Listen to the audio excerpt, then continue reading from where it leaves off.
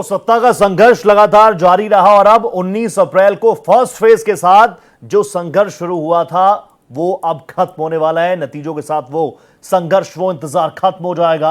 Exit poll के बाद NDA और इंडिया अलायंस ने अपने अपने दावे किए हैं। एनडीए जहां 400 पार का दावा कर रहा है तो वहीं इंडी गठबंधन को लगता है कि उसको 295 सीटें आएंगी। खैर, अब यही रात अंतिम रात और यही रात सबसे भारी। रात बीतते ही सुबह 8 बजे से मतगणना की सारी तस्वीरें धीरे धीरे सबके सामने आना शुरू हो जाएगी। इस चुनाव में पहले चरण से लेकर आखिरी चरण तक प्रवीण जी, कई मुद्दे जो हैं वो बदलते रहे। मुद्दे बहुत महत्वपूर्ण रहे हैं इस पूरे चुनाव में। इसकी बहुत बड़ी वजह यह रही कि ये दोनों दलों के लिए कुछ दिखाने का एक बड़ा अवसर था। एक तरफ भारतीय जनता पार्टी एक बड़े रिकॉर्ड के साथ में, या एनडीए 400 पार का नारा देकर उतरा, तो विपक्ष के लिए, खासतौर पर कांग्रेस के लिए अपनी जमीन बचाने का एक बहुत बड़ा मौका भी है। और ये भी कह सकते हैं यही रात अंतिम, यही रात बाकी, जैसा आप कह रहे हैं। तो यही चुनाव जो है ये भी एक तरीके से निर्णायक चुनाव है।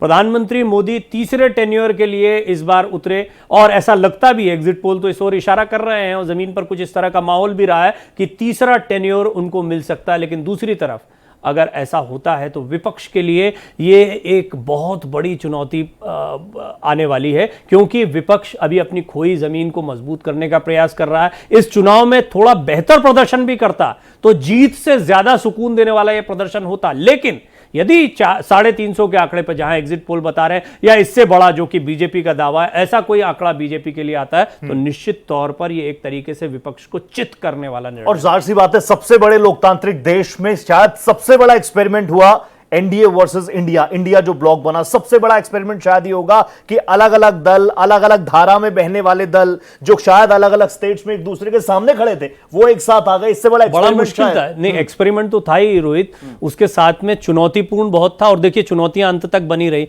ये ढंग से बन नहीं पाया। अब जैसे आम आदमी पार्टी है कहीं नहीं है। पश्चिम बंगाल में जो कि सबसे बड़े चेहरे थे, नीतीश कुमार, ममता बनर्जी, ये तो पुरोधा थे।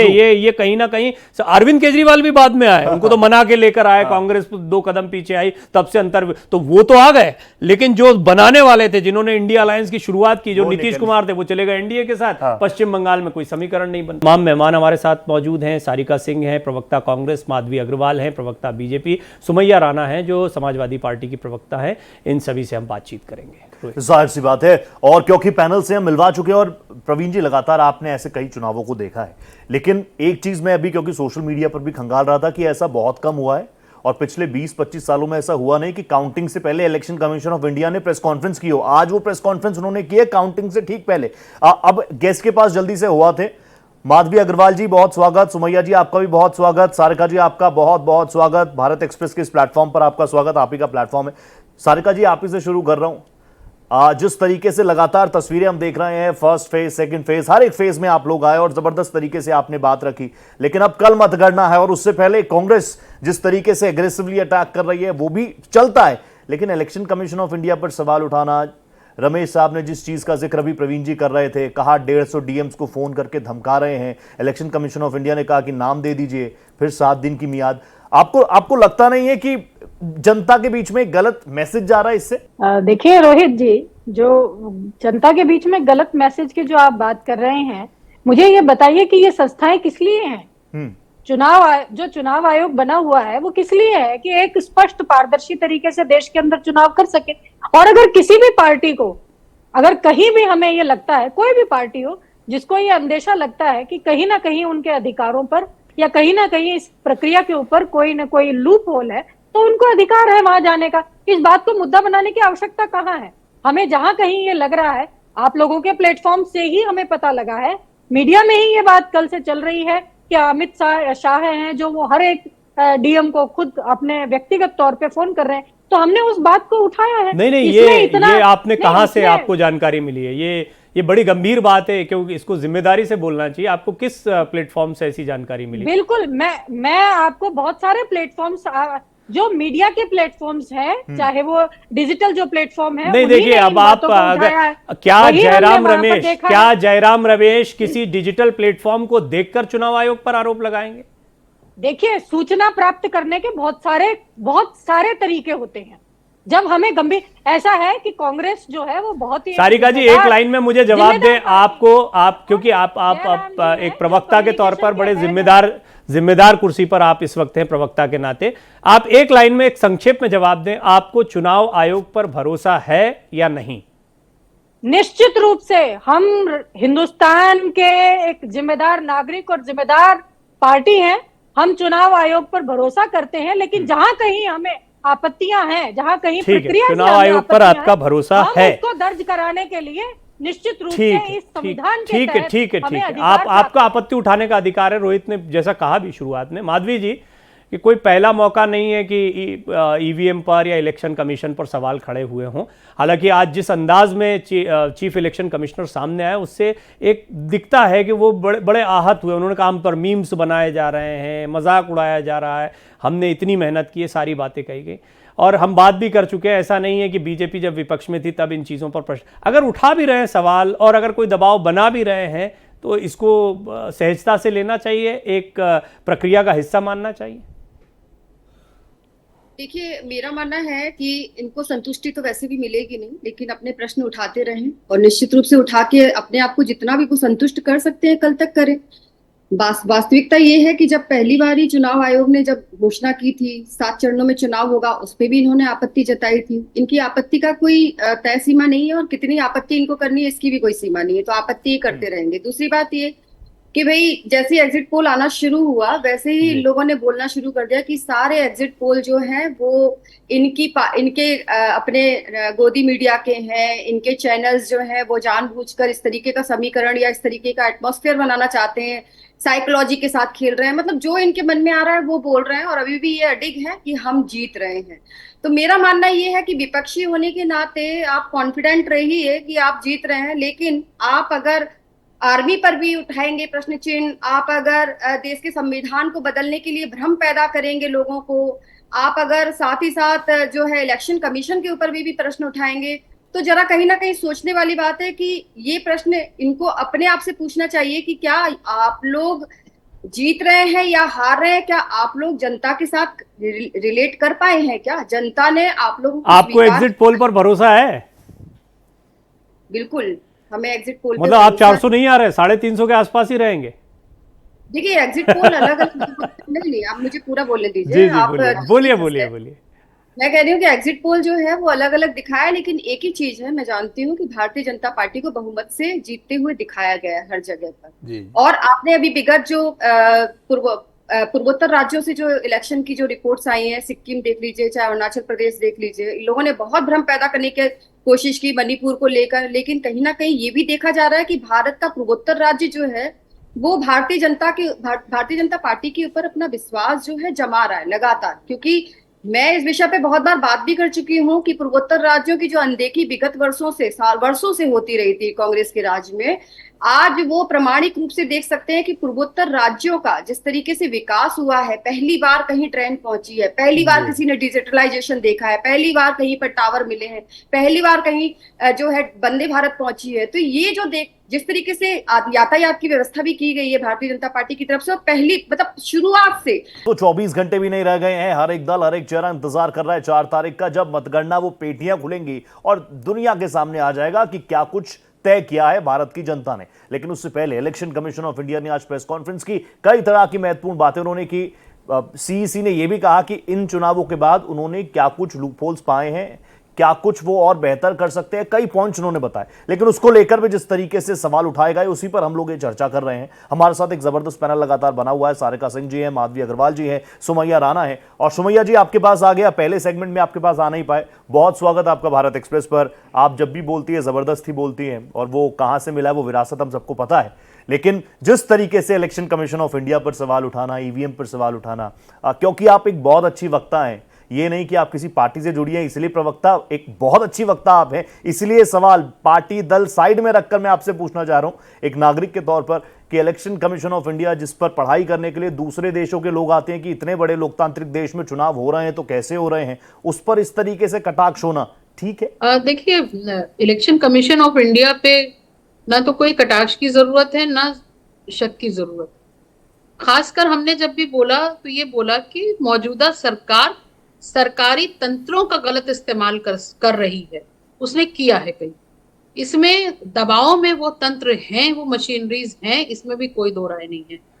और मैं सीधी सी बात करूंगी कि जो ये एग्जिट पोल्स आ रहे हैं जिसको दिखाकर ये कहा जा रहा है, और एक बात मैं उससे पहले क्लियर कर दूं कि मैं पार्टी से इतर इस वक्त नहीं, क्योंकि मैं पार्टी की प्रवक्ता की हैसियत से हूं, तो मैं उसी फ्रेम में बात करूंगी।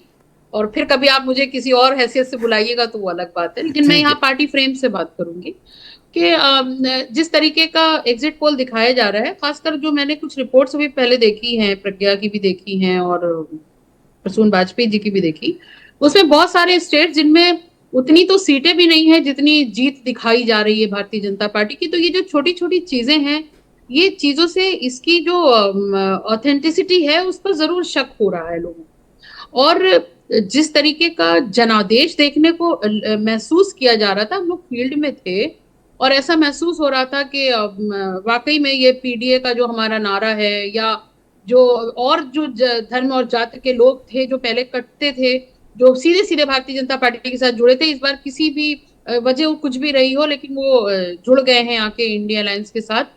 तो उसको देखते हुए जो ये एग्जिट पोल जो आंकड़े दिखा रहा है, उस पर जरूर एक क्वेश्चन मार्क लग सकता है। और मुझे नहीं लगता कि इस तरीके का एग्जिट पोल जो ये दिखा रहे हैं उसमें कोई सच्चाई हो सकती है। मुझे अगर इस बात पर यकीन नहीं है, आप कहेंगे कि आज आप ये बोल के जा रही हैं कि कल गठबंधन की सरकार बन रही है, तो जो ये दिखा रहे हैं वो उसमें भी कोई हकीकत नहीं है।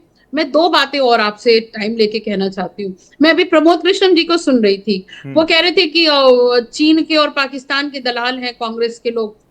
मैं ये पूछना चाहती हूँ कि कांग्रेस ने उनको निकाला तब वो निकले, वो कैसे उनका जमीर गवारा कर रहा था कि चीन और पाकिस्तान की दलालों के साथ पार्टी में थे, और जब पार्टी ने निकाल दिया तब आप बाहर आके ये बात कर रहे थे।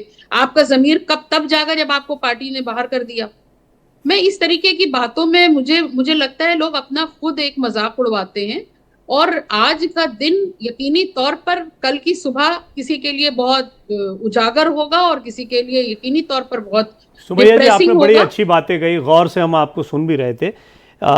ये बात बिल्कुल सही है कि अनर्गल बेवजह निराधार आरोप किसी पर नहीं लगाने चाहिए। आपको लगता है ये कांग्रेस ने इलेक्शन का, और ये मैं नहीं कह रहा हूँ, चीफ इलेक्शन कमिश्नर ने ये बात कही है और बड़े आहत होते हुए ये बात कही है, कविता के अंदाज में भी कही, निराशा के साथ भी कही कि अफवाह उड़ाई जाए। मैं आऊँगा सारिका जी, आप पर सवाल रहेगा ये, लेकिन सुमैया जी क्योंकि एक बयान पर टिप्पणी कर रही थी, इसीलिए मैं चाहता हूं कि आप इस पर भी, जयराम रमेश के इस बयान पर जो उन्होंने चुनाव आयोग पर बिना आधार के लगा दिया, और मेरे साथ देवकी नंदन जी जुड़े थे, बड़े अच्छे एनालिस्ट हैं, उन्होंने कहा कि बाकी सब ठीक है, चुनाव आयोग को लेकर कई सवाल खड़े किए जा सकते हैं, लेकिन यहां जयराम रमेश गलती कर गए क्योंकि इसका कोई सबूत नहीं हो सकता और निराधार ही वो ये इतनी बड़ी बात बोल गए। बिल्कुल, देखिए ऐसा होता है कि जब इंसान का दिल खट्टा हो जाए किसी चीज से, या मुस्तकिल सालों से क्वेश्चन मार्क लगता चला आ रहा है ईवीएम के ऊपर, तो उस वक्त में जब इस तरीके का एग्जिट पोल आएगा तो इंसान यही सोचने लगता है कि क्या वजह हो सकती है इतनी जिम्मेदारी के साथ अगर भारतीय जनता पार्टी और या फिर उनसे जो आप समझ ही सकते होंगे क्या रिश्ते हैं मीडिया के, आउट ऑफ फ्रस्ट्रेशन या हताशा के साथ ये बयान आ गया, ऐसा कह रही हैं आप? नहीं, मैं बता रही हूँ, मैं उसी पे आ रही हूँ। तो कहीं ना कहीं ऐसा तो नहीं है कि ये सारी चीजें पहले से प्लान्ड रही हो, पूरा एक वो प्रोफॉर्मा तैयार रहा हो, उसको लेकर के मुझे लगता है उनका बयान आया होगा। और क्योंकि एक बड़ी संस्था है और उस पर भरोसा रखना हम सबकी जिम्मेदारी है, और हम चाहते हैं कि हमारा भरोसा ना टूटे, हम सबका, इस देश का भरोसा इस इलेक्शन कमीशन पर बाकायदा बना रहे, और इससे हम सब की भलाई है और इस देश मजबूत होगा। लेकिन जो एग्जिट पोल्स हैं वो जरूर निराशाजनक है, क्योंकि जिस तरीके की मैंने अभी आपको आंकड़े बताए जहां पे सीट्स ही नहीं है उतनी बीजेपी की दिखाई जा रही हैं, तो ये जरूर एक सोचने वाला विषय। सारिका जी कुछ कहना भी चाह रही थी, और सभी राजनीतिक दलों ने बहुत मजबूती से चुनाव लड़ा है, तो सबका हक भी बनता है कि वो अपने अपने दावे करें। लेकिन सारिका जी, 295 300 सीटों पर लड़ते हुए 295 जीतना, या फिर मतलब अगर आप अलायंस को भी साथ में जोड़ रहे हैं तो ये परफॉर्मेंस जो है, एक तरफ अभी सुमैया जी ने कहा कि कुछ जगहों पर उन्होंने देखा जितनी जगह लड़ नहीं रहे हैं उतनी जगह पर नतीजा आ रहा है। कांग्रेस जब ये इस तरह का कोई आंकड़ा रखती है तो उसके पीछे की फिजिबिलिटी क्या है, या ये एक बूस्टर का काम करे कार्यकर्ताओं के लिए और एग्जिट पोल में आप लोगों को सहजता हो जब जवाब देना पड़े? देखिए, मैं बिल्कुल सबसे पहले तो मैं सुमैया जी की बात को आगे ले जाना चाहूंगी। उन्होंने बहुत स्पष्ट सी और बहुत अच्छी बात कही कि इस देश की संस्थाएं हैं जो वो दबाव में है। हम देख रहे हैं, पिछले 10 सालों से हम देख रहे हैं। ताजा उदाहरण आप ले लीजिए ना, ईडी ने आज तक जितने छापे लगाए हैं, जितने लोगों के ऊपर कार्रवाई की है, कितने लोगों को उसके अंदर उनके ऊपर कार्रवाई होकर के और उनको घोषित किया गया कि हाँ, उन्होंने निश्चित रूप से किसी तरीके की कोई गलती करी है। और जैसे ही दूसरी पार्टी के लोगों को दबाव बना करके ये उनके ऊपर छापा लगाते हैं, ईडी लगाते हैं, इनकम टैक्स लगाते हैं, और वो सरेंडर करके जैसे ही बीजेपी में आते हैं उनके ऊपर सारे के सारे चार्जेस वापस ले लिए जाते हैं। ताजा उदाहरण प्रफुल्ल पटेल का है। आप देख सकते हैं उनपे कितने 1000 करोड़ का चल रहा था, और उसके बाद में जैसे ही उन्होंने बीजेपी ज्वाइन करी, सारे के सारे केसेस वापस ले लिए गए। तो निश्चित रूप से चुनाव आयोग भी है, वो इस देश की एक संस्था है। हम नहीं कहते हैं कि चुनाव आयोग किसी तरीके का पक्षपात करता है, लेकिन ये चीजें दृष्टिगत होती है। मैं बात पूरी करूं, हमने इस चुनाव के अंदर 117 कंप्लेंट्स हैं वो चुनाव आयोग को की थी, और उसमें से 18 तो सिर्फ और सिर्फ मोदी जी के खिलाफ थी कि उन्होंने चुनाव के दौरान गलत शब्दों का इस्तेमाल किया, गलत बात उन्होंने रखी, गलत तथ्य उन्होंने पेश किए, पब्लिक डोमेन में गलत। संक्षेप में सारिका जी पूरी जानकारी लोगों को उन्होंने परोसी।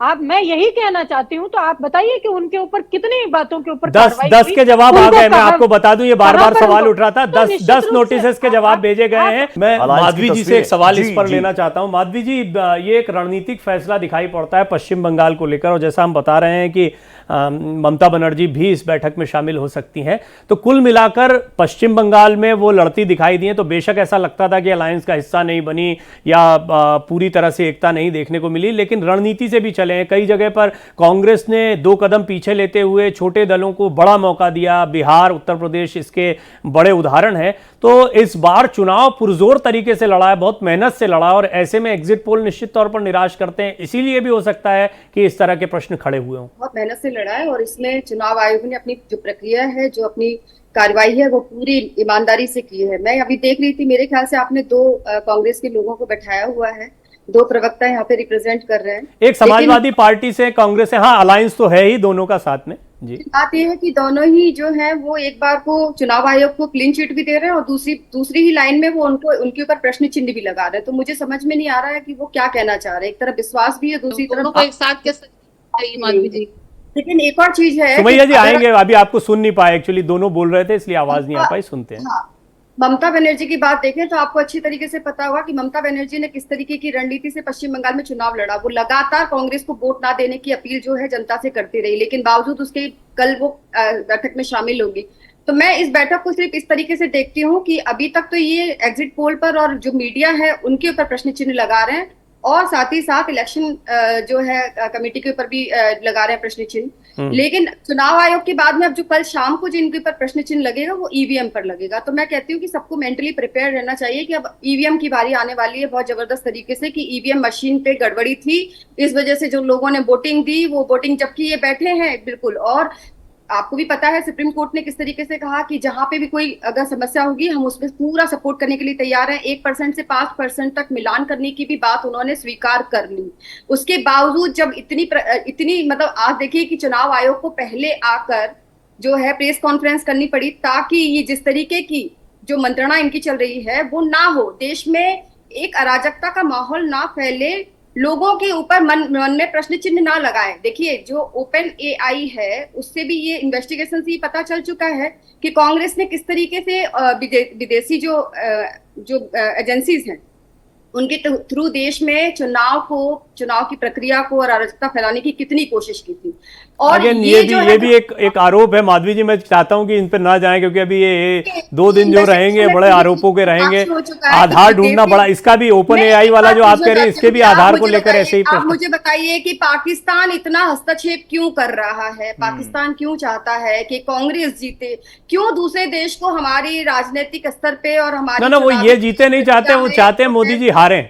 ऐसा कि ऐसा आवश्यकता- सेंटिमेंट हो अच्छा, सकता है, ये वो एक फैक्टर अलग है, बात। लेकिन क्योंकि मैं पाकिस्तान यही का जिक्र हो रहा है, माधवी जी आप ही बोलिएगा, 30 सेकंड्स आप और बोल लीजिएगा, क्योंकि आपने जिक्र कर दिया तो एक नई चीज है। ग्लोबल टाइम्स में आज एक लेख छपा है, वो कह रहे हैं कि चीन ये चाहता है कि प्रधानमंत्री नरेंद्र मोदी जीते। अगर प्रधानमंत्री नरेंद्र मोदी जीते हैं तो चीन के साथ हमारे रिश्ते और बेहतर हो जाएंगे।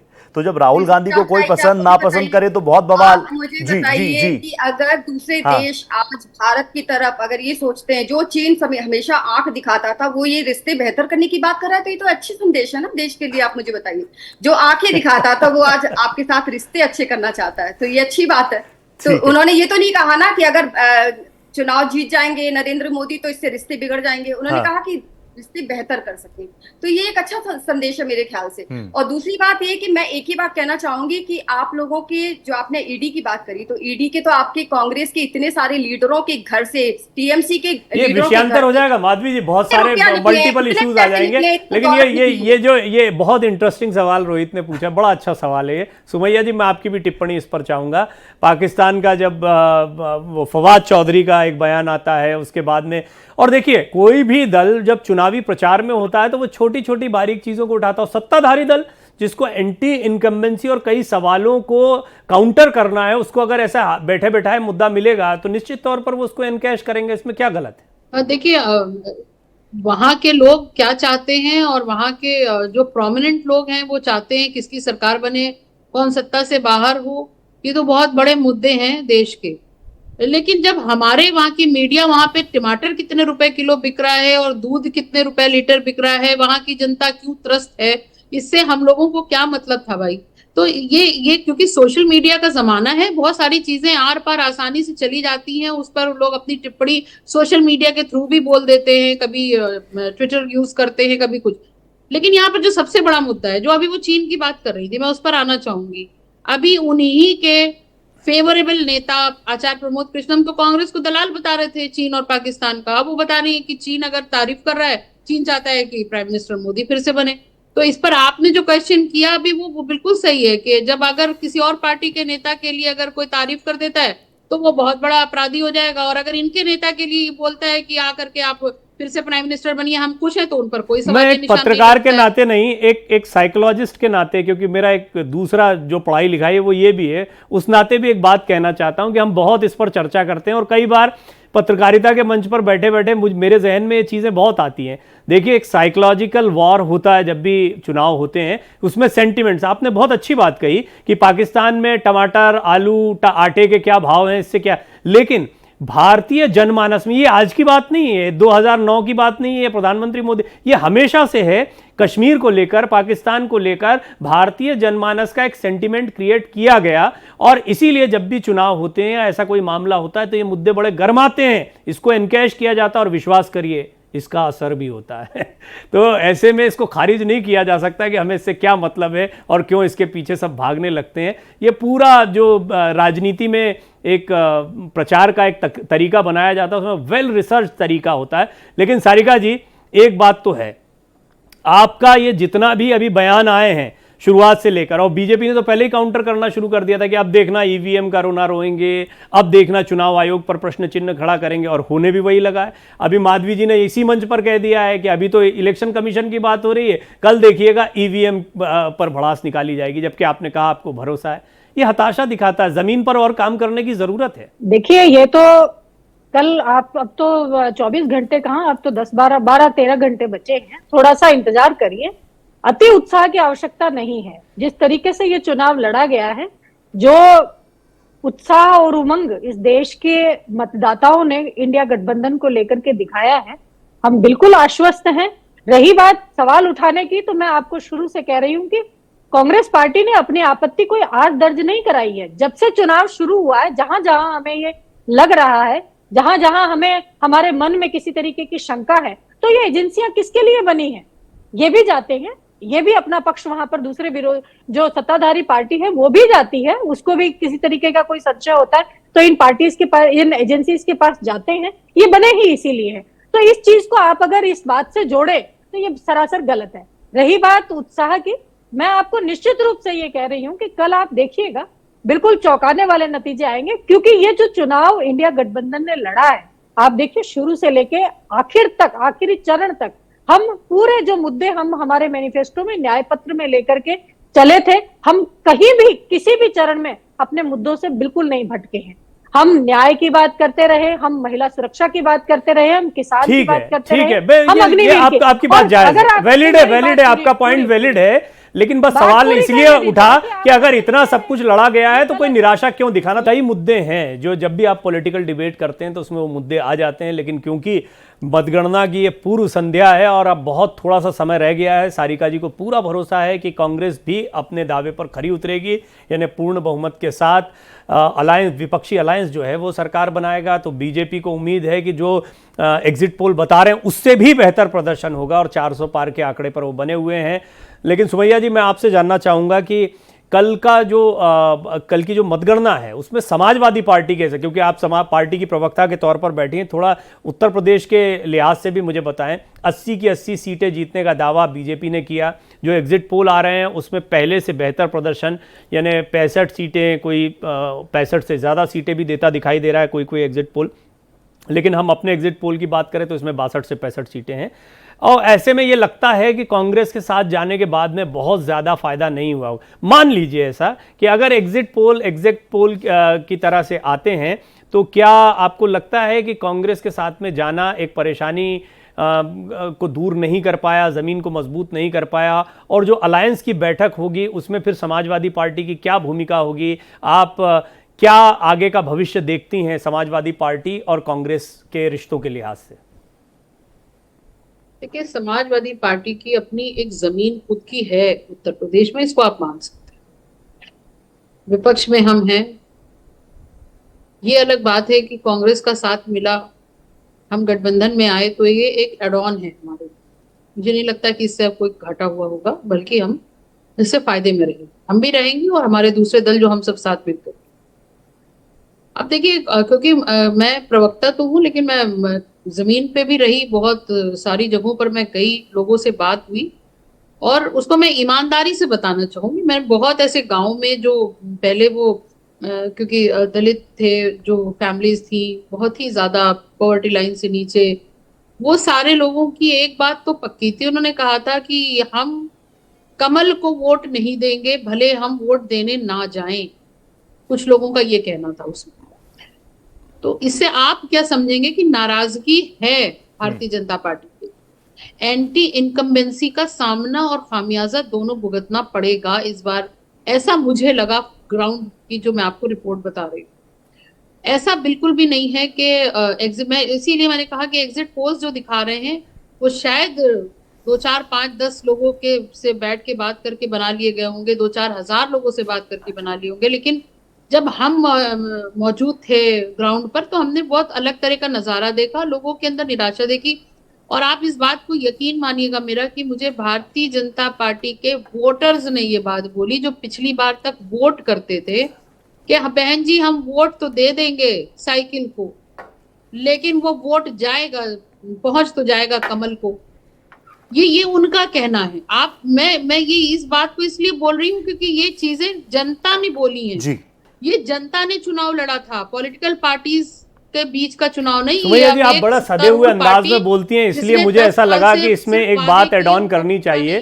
2022 का जो विधानसभा चुनाव रहा वो वोटिंग परसेंटेज के लिहाज से और आपकी सीटों के लिहाज से आपके लिए एक आशा से भरा हुआ चुनाव रहा। मैं पूरे उत्तर प्रदेश में घूमा, 43 जनपद में गया, लोगों से बात की। जब वापस आया तो मैंने 272 सीटें बीजेपी की लिख के, कागज़ में लिख के, सार्वजनिक रूप से बहुत लोगों को पता है, उसको फिर पोस्ट भी किया गया, बाद में बहुत लोगों ने उसको शेयर भी किया। आपको एक अंदाज़ा लगता है जब आप ज़मीन पर जाते हैं और बात करते हैं। अभी लोकसभा चुनाव के दौरान मैं उत्तर प्रदेश में जितने भी क्षेत्रों में गया हूं, चाहे वो पूर्वांचल का बेल्ट रहा हो या अन्य कई जगह रही हो, लखनऊ का पूरा अवध का इलाका रहा हो, इन क्षेत्रों में मैंने देखा कि लोकसभा चुनाव में चेहरा, मतलब अखिलेश को लेकर एक 2022 के चुनाव में था एक माहौल, और सीटें और वोटिंग परसेंटेज बड़ा, फिर भी सरकार नहीं बन पाई। बीजेपी की सीटें कम जरूर हुई, लेकिन 37 साल का इतिहास जो है वो तोड़ दिया योगी आदित्यनाथ ने, फिर से मुख्यमंत्री बन गए रिपीट होकर। अभी इस बार जमीन पर आपको ये मानना होगा कि एक चेहरे का अभाव बड़ा भारी पड़ने वाला अलायंस को, क्योंकि अखिलेश यादव को प्रधानमंत्री बन जाए और इतना जोर दिख रहा होता तो शायद कोई असर पड़ता, लेकिन फिलहाल ऐसी स्थिति दिखाई नहीं पड़ी चुनाव प्रचार में। नहीं, जनता ने चेहरे से ज्यादा मुद्दों पर ध्यान दिया ना। ये हमारा अपना एनालिसिस है कि मुद्दों पर ध्यान दिया। जिस तरीके से पिछले 10 सालों से जो वादे जो किए थे भारतीय जनता पार्टी ने, नरेंद्र मोदी जी ने कैसी कैसी बौखलाहट में, आप देखिए प्रधानमंत्री की भाषा आप देख लीजिए, कभी वो मंगल सूत्र की बात करने लगते हैं, कभी वो कपड़ों से भी पहचान लेते हैं लोगों को, आप इस तरीके का, कभी वो मुजरे जैसी लफ्ज इस्तेमाल करते। तो ये सब कुछ बौखलाहट का नतीजा था। उनको मालूम था कि जनता जो जमीन पर है वो अब आक्रोशित हो चुकी है। उनको ये लगने लगा था कि इस आक्रोश को ठंडा करने के लिए मैं कौन सा ऐसा तीर चलाऊं कि जो निशाने पे लग जाए। लेकिन हर बार ऐसा नहीं होता है। ठीक है सुमय जी, एक हम लोग ये को पॉइंट्स क्या काफी कहावत इंपॉर्टेंट कही है जो जाती है, आपने हमने उठाए हैं, और कहा इसका कि जवाब मुझे लगता है है। माधवी जी को देना चाहिए। माधवी जी, जब 400 पार हो ही रहे हैं, प्रधानमंत्री थर्ड टर्म बन ही रहे हैं, तो जिस बौखलाहट का जिक्र सुमैया जी कर रही हैं, ये क्यों?